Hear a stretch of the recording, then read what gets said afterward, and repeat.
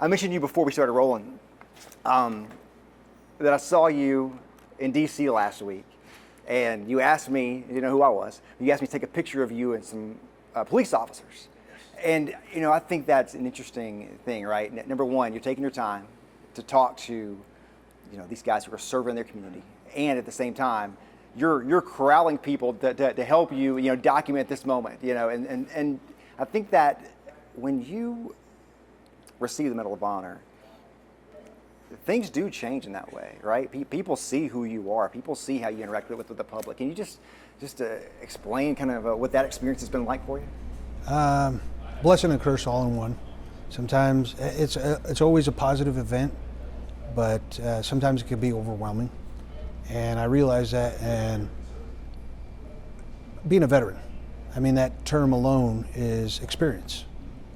And so having the experience, that's where I knew I could help others that were coming to and receiving the recognition, what to expect, because someone was there for me when I received it, and they mentored me. And I said, just like someone served in the military when I was growing up, I wanted to just give that back to the next generation or to another person. And that's how we continue to share our ideas, our beliefs, is through experience and example. Yeah. The Medal of Honor Heritage Center has been here for a few years now, and every year they bring in a Medal of Honor recipient to talk at their annual fundraiser, and that's you this year. When you speak to groups, what's your message? What do you want people to understand about you and about how you see things right now? I think a lot of the message is, it changes time to time depending on the crowd. I don't have the cookie cutter speech like most people. I don't like regurgitating the same exact thing. It gets monotonous to me, and I don't want to disappoint them. And also, I want to find something that I can connect with the crowd. And so a lot of times I'll do my research on the people that I'm talking to, and usually there's a reception. I'll get to meet a lot of them and find out what their interests are, and really, I mean, up until the last minute, I'll change what I talk about, because it could all change once you hit the ground. You could have the best plan of action, just like in the military, and once that first round is hit, or I fall back on battle drill number one, always. React to contact. Right. You give me the best plan, but it's all gonna change. Because I have a new motto. I joke with my buddies and I tell them, I wake up and I think Murphy's Law is equal to or less than Leroy's norm. And so I'm ready for whatever the day throws at me. It's already expected, but to be able to give that back, it was the same thing I did in the military service. I had the opportunity to get out of the military after I got injured, and I said no. I said, it's not time for me yet. I may not be able to jump out of planes, kick down doors, jump out of fast rope out of helicopters, but I could help the men and women who are coming back from downrange and dealing with injuries, illness, and their families. And so finding your own purpose and what you're good at and what you can be successful at helping others do is important. And that's all I see, is when I see a target opportunity to make something better or help somebody out, I take it. Because all it does is take time. Yeah, tell me how you navigated that process, because I know people do get medically retired, so to speak. That is a thing that does happen. How were you able to convince them that you could stick around and provide, you know?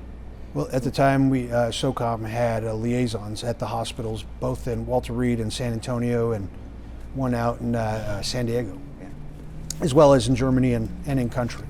And so the idea was they track you all the way back to bedside and take care of you through recovery or transition out of the military.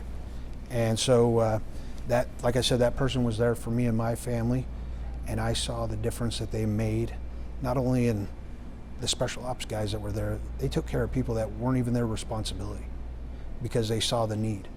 And when I saw that, I realized that we had a lot of special operations in the Northwest. And I said, I was just about to get out, and I said, can I do that and stay in? And they said, absolutely. And so when I got out 2014, I joked with the guys that still work there, a few of them, but there was 3 guys filling in the positions up there, because the position I started with just me, it's turned into 3, and I joke with them, I tell them, it took 3 of you to replace me. And but it was something I could be content with. because I knew I wanted to go back downrange. I knew I didn't want a shortfall of my arm to cause somebody else harm or death, but I could still do a job and I was still effective. And the military started realizing that the knowledge is still there, the experience is still there, and they could still produce, that it's not damaged goods. Right. I know you get a lot of questions about your hand and your arm. How do you answer those questions when you get those? I actually had a skin cover that it kind of creeps me out because I know it's not real. Right. But with the hand, it's more than I ever thought I would receive. I thought I was going to receive a hook. I actually did get a hook, and I was a pirate my first Halloween home with the kids. Yeah. It's awesome. I was like, yeah, I got the real thing. But I want people to see the technology. I want young adults and kids to see this technology. And right now, with a lot of the STEM schools and everything, kids are craving technology, and hopefully it'll inspire them, one of them, to build the next better thing for everyone. And that's really how we base our lives. We base our lives off of people that we meet that guide us and inspire us to do something just as they did for us. And a lot of times that inspiration comes from a personal aspect of it. It was direct to that person or a family member, and that's why it inspired them. Yeah.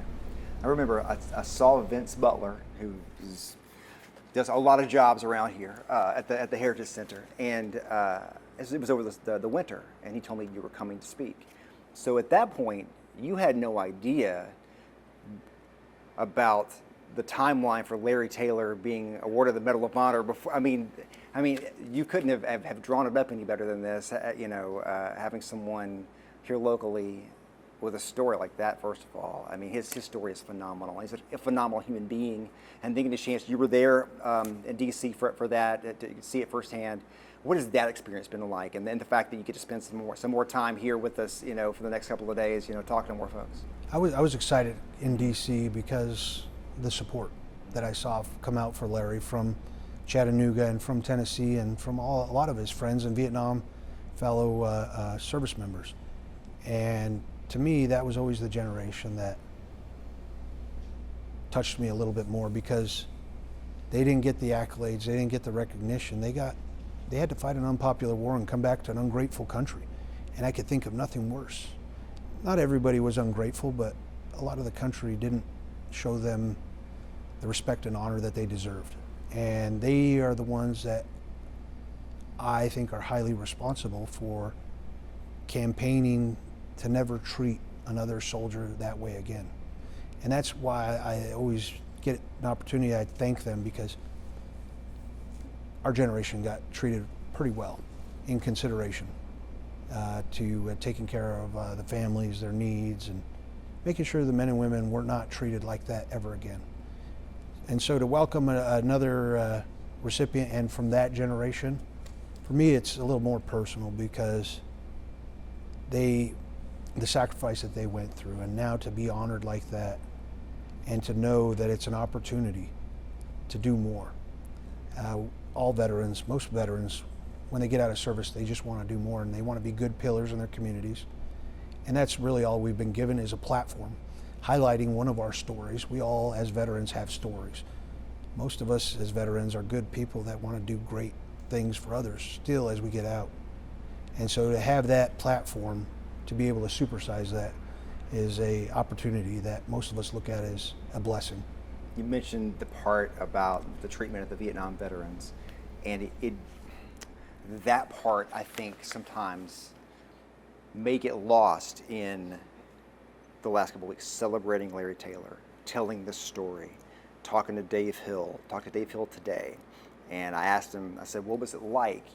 Dave Hill was, a driving force in making sure that this carried on and was going to happen. So what was that like today, to ride in the car with Larry Taylor as his hometown welcomes him home, the first time they seen him post that, and he said it was the welcome home parade that we never got. And it was one of those things, like, yeah, I just saw your mouth open, and that same thing. And nothing came out. I thought that too. I was like, whoa. I was going to say something. I just said, wow. Yeah, I didn't. Well, I just hadn't considered that in the moment. Although I know the history and I understand all of it, but it was like, right in the middle of this celebration, in the middle of this great story, these men lived that era. And Larry's told me before about coming home from the war, and it was not pretty. But these guys for years just told, don't talk about it, you know, or mistreated or whatever. And so to see that, man, it hit me like a ton of bricks. We had recipients that said they had dog feces smeared on them, and they were told just keep walking to the bus, and they were the better people for doing it, because sometimes violence or reacting to that doesn't solve anything. You just get yourself in trouble too. And that's the thing I love, is that they always still set the example. They took the higher road, and it was tough. And a lot of people never talked about it, but for a long period, our Vietnam veterans, they were the highest percentage of our suicides. When they talked about 22 a day, it depends who you ask and numbers, but it was actually closer to 33 for a long time. And that was the generation that was doing a lot of that. And for me, I think about that because to have a Vietnam recipient or a Vietnam veteran commit suicide, I said, wow, where's their support? Because a lot of the veteran service organizations today that support our military and our veterans are all post 9/11. Well, majority of them. And so there's still support for those generation is still not there, and we can't forget them. We just lost our last World War II Medal of Honor recipient last year, and it's tough. We have one Korean War veteran.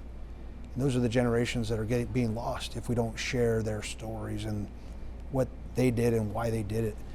I was up in Alaska talking about suicide prevention not too long ago, and they're getting ready to do some big Arctic training.